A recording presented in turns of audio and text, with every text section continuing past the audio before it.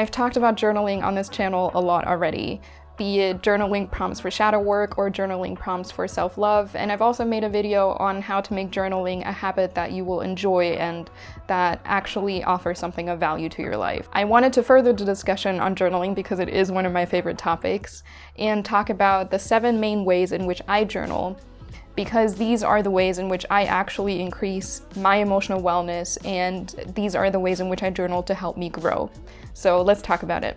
My main way of journaling has always been and probably will always be automatic stream of consciousness writing. For those of you that don't already know what that is, essentially it just means picking up pen and paper and writing down whatever comes to mind, as automatic as possible without much thought behind it. And the reason I love doing this so much and love doing it so often is that it is a direct representation of what my inner world looks like on paper.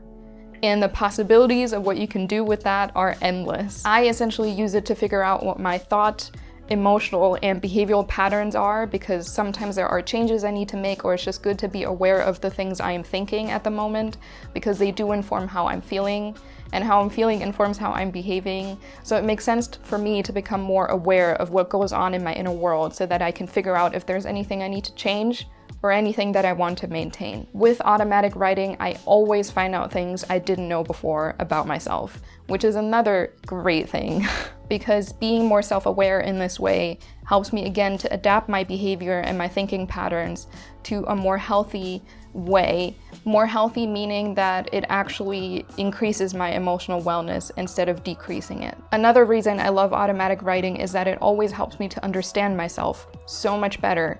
If I have a really difficult situation I need to get through, or I have a decision to make, or I'm feeling a bunch of emotions but I don't understand what's going on or what I should be doing, automatic writing is the very first thing that I do, because it helps me to understand why I'm acting the way that I'm acting, why I'm thinking the way I'm thinking, and why I'm feeling the way I'm feeling. And when I have bigger understanding for myself, or when I have greater understanding for myself, I'll be able to figure out what I need to do to resolve the situation or to feel better. Essentially, there is nothing that connects me to myself as much as automatic writing. And that's why it will probably always be the thing I do first whenever something is going on in my life. Stream of consciousness writing is also something great because you can always look back at your past entries and figure out if there are patterns that you need to change. And you can also figure out by looking at past entries if there are things that you are really proud of that you've changed, because your past self has thought and felt in very different ways than your present self does. And becoming aware of these changes is also something that can make you really proud and feel good about yourself. The second way in which I like to journal is to extend compassion and gratitude to myself. This is something that fits really well together with stream of consciousness writing that I just talked about. But essentially, oftentimes when I do automatic writing, I will figure out that I'm feeling a specific way, or that I have a problem that arose, and oftentimes it makes sense to then try to understand myself and give compassion to myself for the way that I've acted, or for the way that I feel, or also for the way that I think. But what I oftentimes do is that I read back on the entry that I just wrote, or something that I wrote in the past, and then to try to extend compassion to myself in written form as a response to what I just wrote. And this is something that hugely increases my emotional wellness, obviously, because I'm being softer with myself and more understanding with myself. And over time, it trains my brain to be more understanding with me right from the get-go and not just later on. And it trains my brain to be more compassionate with myself in all situations that arise in quite an automatic way. It shifts my focus from being self-hating to more self-loving. The third way in which I like to journal is to write letters. I oftentimes write letters to myself, be it a past self or an inner child or my future self. But those are letters that always bring out things in me that I never would have thought I would be thinking about or feeling. And it's another way to extend compassion to myself and understanding. It's immensely powerful and healing. But I could also be writing letters to people I'm no longer in contact with but still have unresolved business with, or I could be writing letters to people I don't get along with. Those are processes that help me understand other people too. It helps me put myself in their shoes and find understanding for them and also for myself.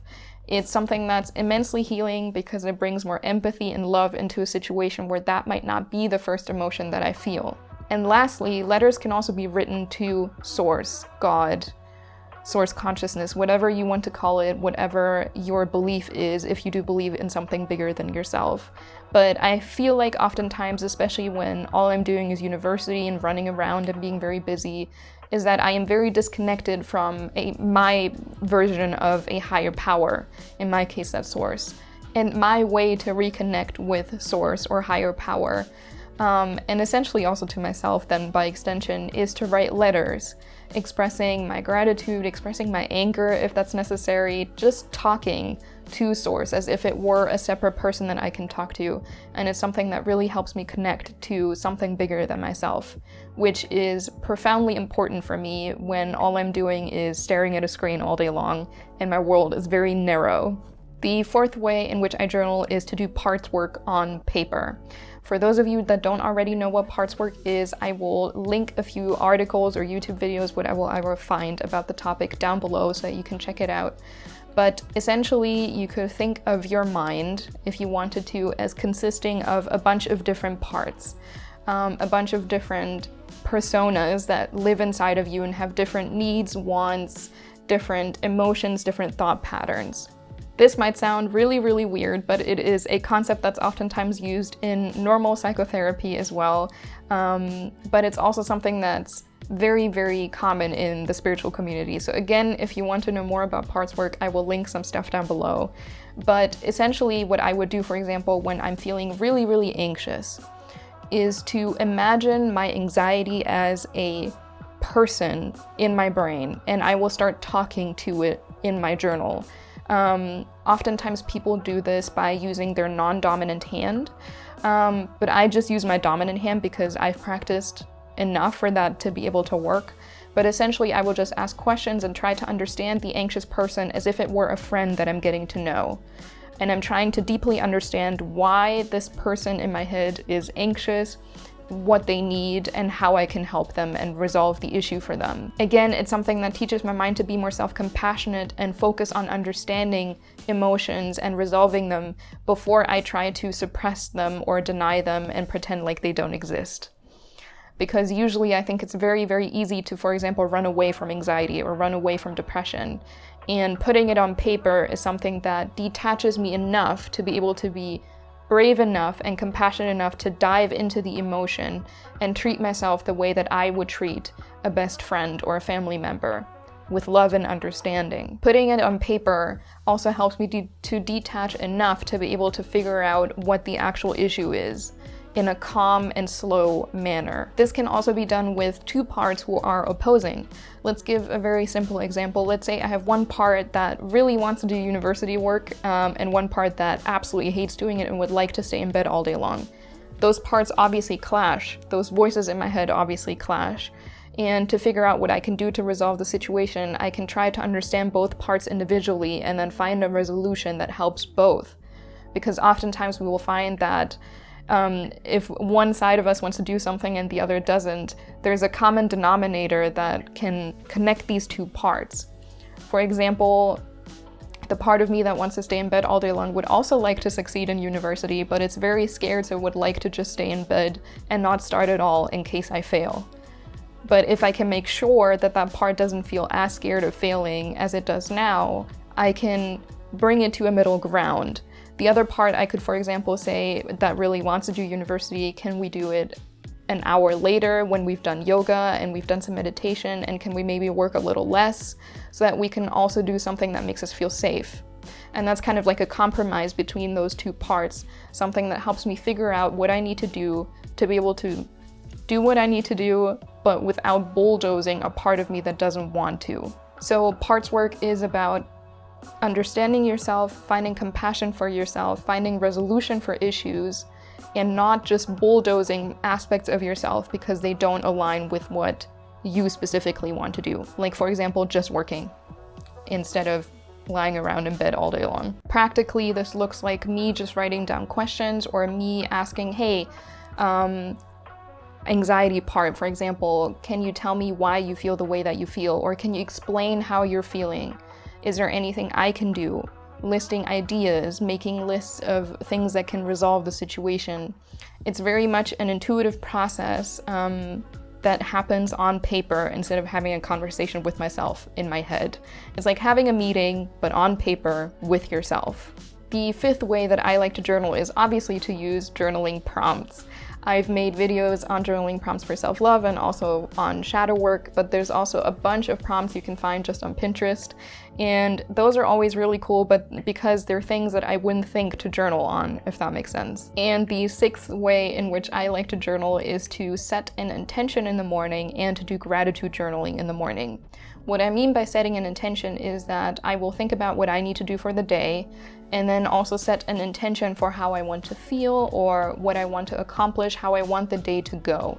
So for example, for today, my intention was to be softer with myself and to go a little slower.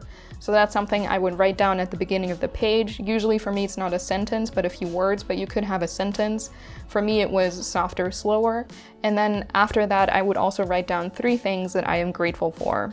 So for me today, that was having food in my house, because it meant, first of all, food, but second of all, it meant I didn't have to go grocery shopping today because I already did that. The second thing I was grateful for was a friend who called in the morning and we had a really cool conversation. And the third thing I was grateful for was that my battery pack was charged in my camera, because last time I forgot that and I tried to film a video with an empty battery. The cool thing about these gratitude lists is that anything could be on there and it helps me feel so much better every single morning. And even if it doesn't, I know that's a habit that will stack up. It's a habit that helps me in the long term because it might not bring me a lot of joy instantly, but looking back at my entries of what I'm grateful for every single day does help me feel so much better over time. I've also made a video on gratitude for myself because that's something I mentioned in my 5 new softer habits I want to start in 2021. And one of those habits I want to start is to have more gratitude for myself, because I tend to have a bunch of gratitude for friends and family and the things that I have, or the world in general, but I tend to kind of forget myself. And to train myself to be more active in my self-love, I want to start listing things that I'm grateful for in myself. I've made a video on how I want to do that, so I'll link it up here or down below again. But yeah, that's something you could include in your gratitude list, is not just things you're grateful for in other people or in things that you have, but also things that you're grateful for in yourself, or things that you are grateful that you have done. And the very last way in which I journal is to have an emotion dump or a release page. What I mean by that is that anytime I feel a very strong, overwhelming emotion like anxiety, anger, sadness, what have you, even happiness, I sit down and I write down everything that comes to mind in that situation, and I bleed the emotion onto the paper, essentially. And that really, really helps me figure out what's going on, like why am I feeling the way that I'm feeling. It helps me, again, find understanding for myself, which increases my self-compassion and therefore my well-being. And it also helps me figure out a way in which I can resolve the situation if there is anything that needs to be resolved. Because sometimes just releasing all of those things that I'm feeling and thinking onto paper already hugely helps, and there's nothing else that I need to do. It just needed to be out there.